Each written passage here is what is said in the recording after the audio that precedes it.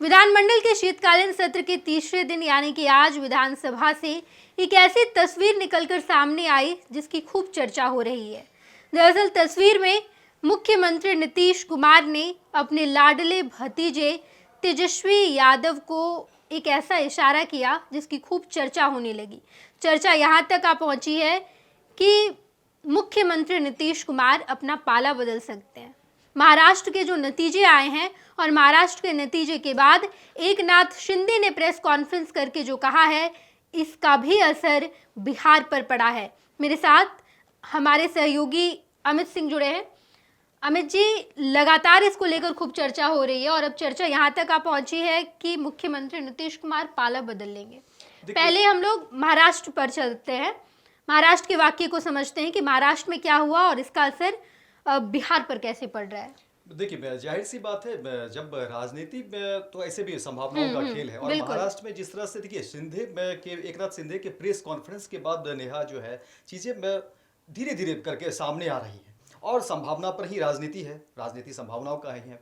और जब एकनाथ शिंदे, क्योंकि एक अच्छी वापसी जो है वहाँ पर महायुति की होती है, और लेकिन एकनाथ शिंदे कहते हैं कि प्रेस कॉन्फ्रेंस करके एक संकेत तो देते ही हैं और कहते हैं कि देखिए मुझे मुख्यमंत्री बनने की जो है अब वो चाहत नहीं है, मैं जो है यहाँ पर लाडला भाई में ही मैं जो है मैं सही हूँ, यही मेरे लिए जो है मुख्यमंत्री पद। क्योंकि देखिए उन्होंने वहाँ पर जो है लाडला भाई और लाडला बहन करके एक तरह की योजना उन्होंने चलाई है और जिसका कि एक बड़ा जनाधार भी जो है महायुति को वहाँ पर मिला भी।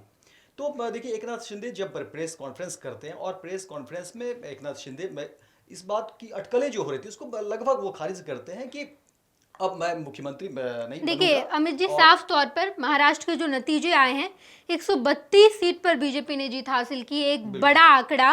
और अगर 12 सीट और आ जाती तो आज बीजेपी अकेले महाराष्ट्र में सरकार बनाने के काबिल हो जाती। मात्र 12 विधायक और बीजेपी अकेले सरकार बना लेती।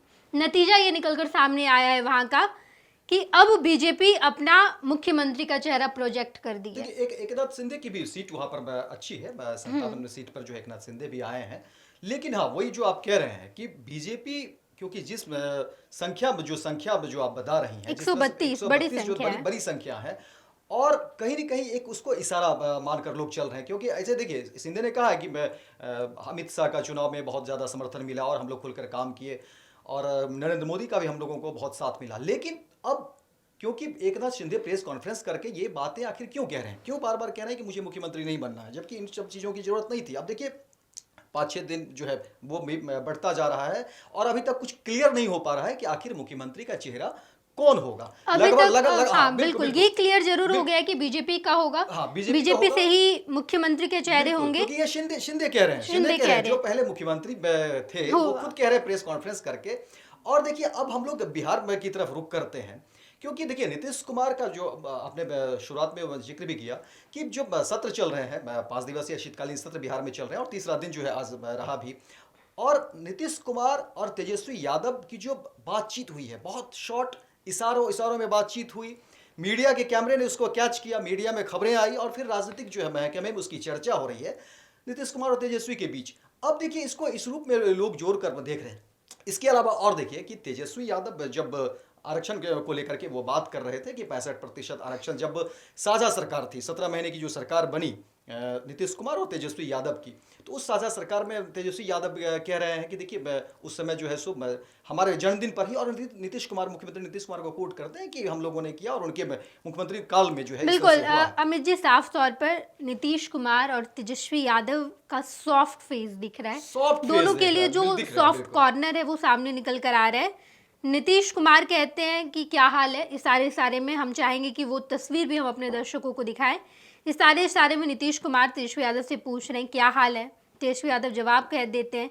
तेजस्वी यादव ये भी कह रहे हैं कि आपका जैकेट बड़ा सुंदर लग रहा है, ब्लू जैकेट आज नीतीश कुमार पहने हुए थे, बंडी पहने हुए थे, उसकी चर्चा वो कर रहे थे। बिल्कुल। और शीतकालीन सत्र है, देखिए सदन में तो ऐसे पक्ष और विपक्ष जो है सो एक डिस्टेंस होता है, लेकिन हाँ इशारों में जिस तरह से बातचीत होती है, छोटी मोटी बातचीत हो रही है। और कुछ दिन पहले तेजस्वी यादव ने भी ये कह दिया था कि मुख्यमंत्री नीतीश कुमार ने हमारी सरकार, यानी कि जब बिहार में महागठबंधन की सरकार 17 महीने के लिए थी, उस वक्त हमने एक बेहतरीन फैसला लिया और आरक्षण के दायरे को बढ़ाया, लेकिन पटना हाई कोर्ट ने उसे खारिज किया, कहा कि यह सरकार का जल्दबाजी का फैसला है, सरकार इसमें अपने स्पष्टीकरण दे। और अब ये मामला सुप्रीम कोर्ट चला गया है। सुप्रीम कोर्ट ये फैसला पहुंच गया और वहां पर सरकार क्या कर रही है, अपना पक्ष रखी या ये नहीं रखी, ये बात जब तेजस्वी यादव कह रहे थे, इस दौरान उन्होंने कहा कि जिस दिन मुख्यमंत्री नीतीश कुमार ने ये फैसला लिया, महागठबंधन की सरकार ने जब ये फैसला लिया, वो दिन मेरे जन्मदिन का था। मेरे जन्मदिन के दिन बिहार को ये बड़ा उपहार मुख्यमंत्री नीतीश कुमार ने महागठबंधन की सरकार ने दिया। ये कहने का मतलब फिर से सॉफ्ट एंगल सामने रख देते हैं तेजस्वी यादव। मैं थोड़ा सा ये सुधार दे रहा हूँ कि देखिए, जब 65% आरक्षण की बात हुई थी और साझा सरकार थी, तो यहाँ पर तो ये चीजें हो गई, लेकिन मैं संविधान में 9वीं अनुसूची में से शामिल करने की बात कही गई। और जहां पे तेजस्वी यादव का आरोप है कि देखिए, बीजेपी ने, हालांकि ये सुप्रीम कोर्ट का मामला है, लेकिन तेजस्वी का आरोप है कि देखिए, केंद्र सरकार ने पिछले दरवाजे से उन चीजों को खारिज कर दिया, क्योंकि और वो तमाम आरोप लगाते हैं कि देखिए, केंद्र सरकार नहीं चाहती है कि वो गरीब शोषित दलित और जो अति पिछड़ी है और पिछड़े जो समाज के लोग हैं वो किस तरह से आगे आए। और अब कह रहे हैं कि ठीक है, कोई बात नहीं है, एक बार फिर से जो है इसको जो है आप करिए। देखिए अमित जी, खास तौर पर हम अपने दर्शकों को सीधा सीधा बात पहुंचा देते हैं कि क्या इसके पीछे का गणित है।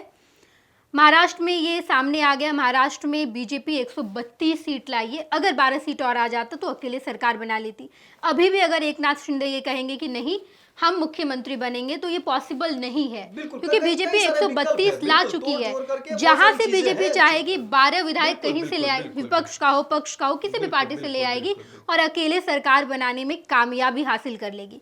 अगर हम इसी परिप्रेक्ष्य बिहार के संदर्भ में से देखते हैं, यही वाक्य अगर बिहार में होता है, 2025 का इलेक्शन सामने है और अगर बीजेपी बेहतर प्रदर्शन कर लेती है, बीजेपी ने अपने पूरे टेक्निक को बदल दिया है, बीजेपी ऐसा मैनेजमेंट कर रही है कि 2025 में बीजेपी अकेले बहुमत लाए।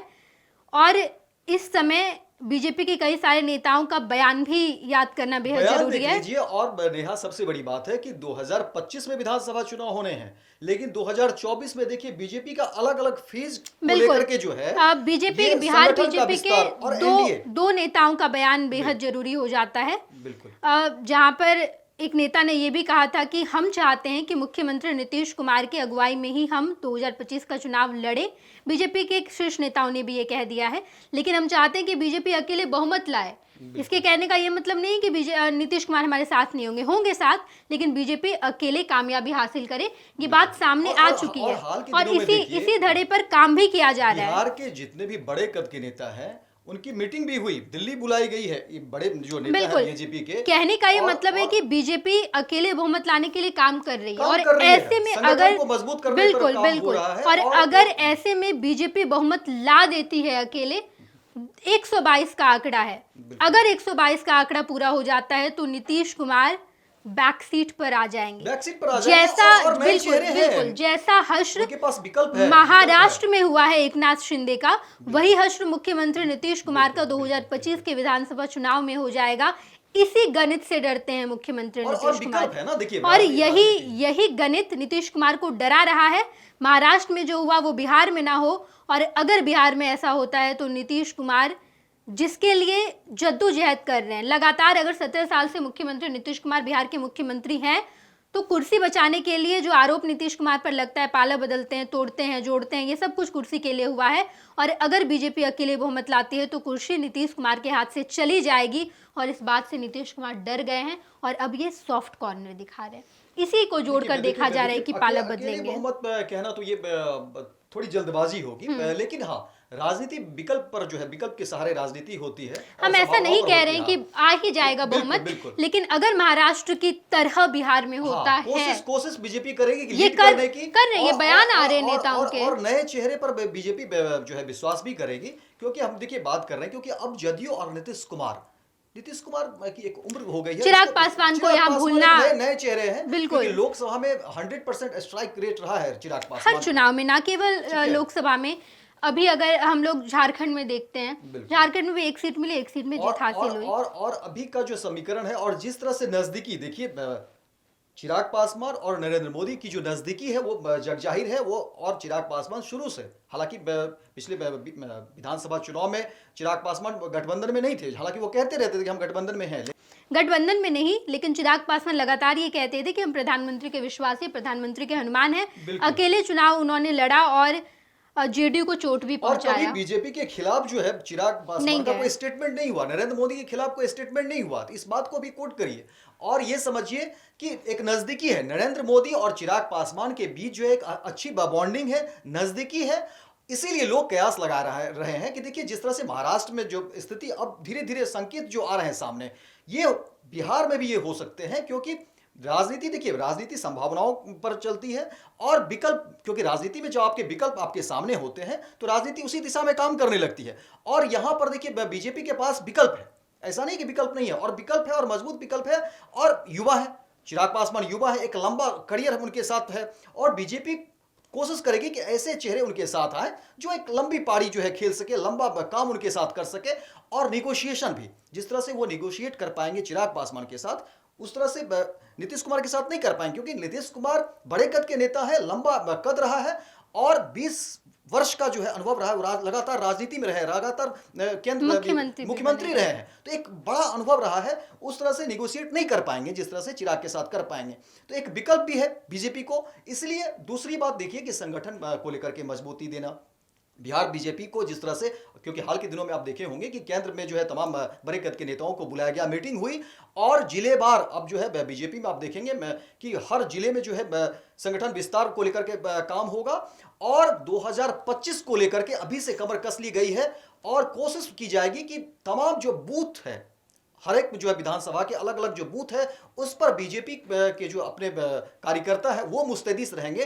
तो आप समझिए नेहा कि बीजेपी किस तरीके से काम कर रही है। बीजेपी की कोशिश है कि बिहार के तमाम बूथ पर जो है उनके कार्यकर्ता मुस्तैद रहे, डटे रहे, बिल्कुल बिल्कुल, और बीजेपी को ज्यादा से ज्यादा संख्या में। अगर हम अपने दर्शकों को संक्षेप में समझाना चाहें तो यही होगा कि महाराष्ट्र का वाकया अगर बिहार में होता है, नीतीश कुमार महाराष्ट्र के रिजल्ट से डर गए, और यही वजह है कि सॉफ्ट कॉर्नर दिखाए जा रहे तेजस्वी यादव को, राजद को, और इसी सॉफ्ट कॉर्नर का ये नतीजा है कि राजनीतिक गलियारे में चर्चा तेज है कि नीतीश कुमार कभी भी पाला बदल सकते हैं।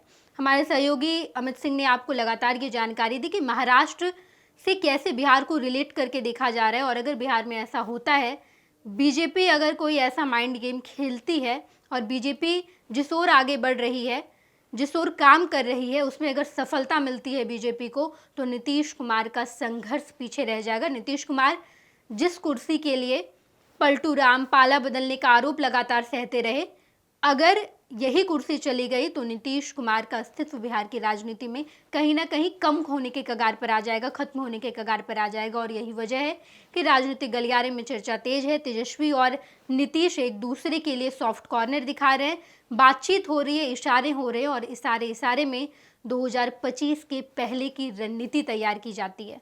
हम आपको लगातार खबरों से रूबरू कराएंगे, आप देखते रहिएगा। धन्यवाद। पैनोरमा ग्रुप, जो सोचता है वो करता है। ये लो मुंह मीठा करो, आज मैंने अपना जॉब छोड़ दिया, अब हम पूर्णिया वापस जाएंगे। जॉब छोड़ दिया है? मतलब ये घर कैसे चलेगा, हम करेंगे क्या, और माँ बाबूजी क्या बोलेंगे? इसलिए मैं एक और मिठाई का डब्बा लाया, अपने बिजनेस के लिए लोन अप्रूव हो गया। अरे लोन अप्रूव हो गया वो तो ठीक है, लेकिन पूर्णिया में हम रहेंगे कहाँ? अपना घर भी तो नहीं है वहाँ। इसलिए तो एक और मिठाई का डब्बा अलग से लाया हूँ। हमने पूर्णिया में घर ले लिया है, पूर्णिया के ई होम्स पैनोरमा में। पूर्णिया में पैनोरमा ग्रुप लेकर आए हैं ई होम्स पैनोरमा, बड़ा घर, आलीशान जिंदगी और अत्याधुनिक सुविधाओं के संग। अरे अब क्यों मुंह मीठा करवा रही हो? क्योंकि हम घर वापसी जो कर रहे हैं। घर वापसी की खुशी पूर्णिया में ई होम्स पैनोरमा के संग। ई homes panorama, luxurious lifestyle redefined. Bharatiya Janata party का सदस्य बनने के लिए 8800002024 पर मिस्ड कॉल करें। निवेदक भारतीय जनता पार्टी बिहार।